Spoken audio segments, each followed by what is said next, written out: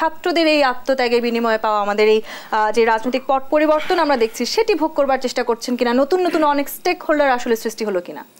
দেখুন, আমাদের বৈষম্য বিরোধী আন্দোলন এবং ছাত্র জনতার গণ অভ্যুত্থান পরিষ্কার বলে দিয়েছে তারা কেমন রাজনীতি চান, কেমন রাষ্ট্র চান, কেমন আগামী দিনের চান। এবং আমরা অতীতে একাডেমিকভাবে কথা বলছিলাম রাষ্ট্র সংস্কার জরুরি কিনা। কেন বলছিলাম? কারণ আমরা 90 সাল থেকে দেখেছি যে 3 জোটের রূপরেখার পরেও আমরা নির্বাচনের পরে জবাবদিহিতা পাইনি, গণতান্ত্রিক শাসন পাইনি এবং সংসদে ভারসাম্য পাইনি, নীতি প্রণয়নে জনগণের অংশগ্রহণ পাইনি। এত যে না পাওয়ার লিস্ট, তখন আমাদের মনে হয়েছে যে আপনার রাষ্ট্র সংস্কার করতে হবে। দেখুন, গত সরকার আরও একটি কাণ্ড ঘটিয়েছে, সেটি হচ্ছে আমাদের দাবি ছিল একটি নির্বাচন কমিশন, দুর্নীতি দমন কমিশন, তথ্য কমিশন ইত্যাদি, প্রায় 11টি। গত সরকার এমনভাবে কমিশনগুলোকে চালিয়েছে, কমিশন নামে আছে কিন্তু কাজে নাই।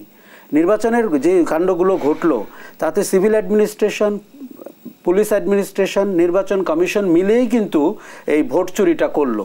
কাজে আমরা যখন রাজনৈতিক সরকার, শেখ হাসিনার সরকারকে দায়ী করব, আমরা যেন ভুলে না যাই যে সিভিল অ্যাডমিনিস্ট্রেশনের রোল কী ছিল, পুলিশের রোল কী ছিল, নির্বাচন কমিশনের রোল কী ছিল।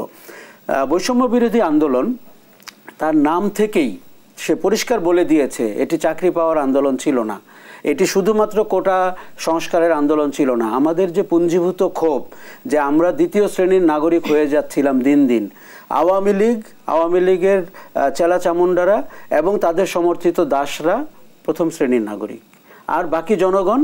এবং আওয়ামী লীগ সরকার কিন্তু কয়েক হাজার মানুষের সরকার ছিল, কেননা ওই রাশান অলিগার্কদের মতো এখানে সালমান রহমান, সামিট, এস আলম এদের বিকাশ হতে শুরু করলো।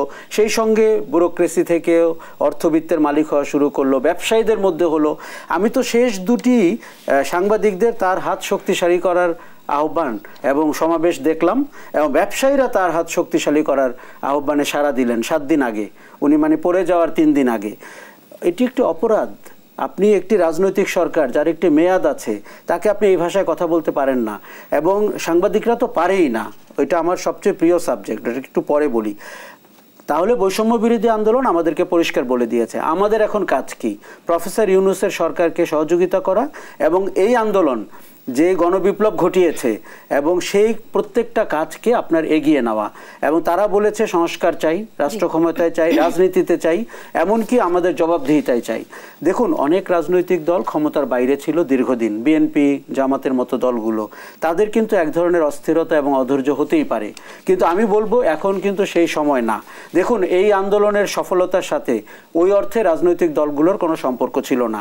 তারা শেষ দিকে সহযোগিতা করেছে, কেউ কেউ মাঠেও নেমেছে, কিন্তু বৈষম্য বিরোধী আন্দোলনের যে বিপ্লব, সেই বিপ্লবের সরকার হচ্ছে এই অন্তর্বর্তীকালীন সরকার। রাজনৈতিক দলগুলোকে আমি বলবো তাদেরকে ধৈর্য ধরতে হবে, সংস্কার শেষ হওয়ার আগে আলটিমেটাম দেওয়া যাবে না, এবং সরকার কতদিন থাকবে এই নিয়ে ইস্যু করা যাবে না, এবং সংস্কার কিন্তু তাদের গায়েও লাগবে।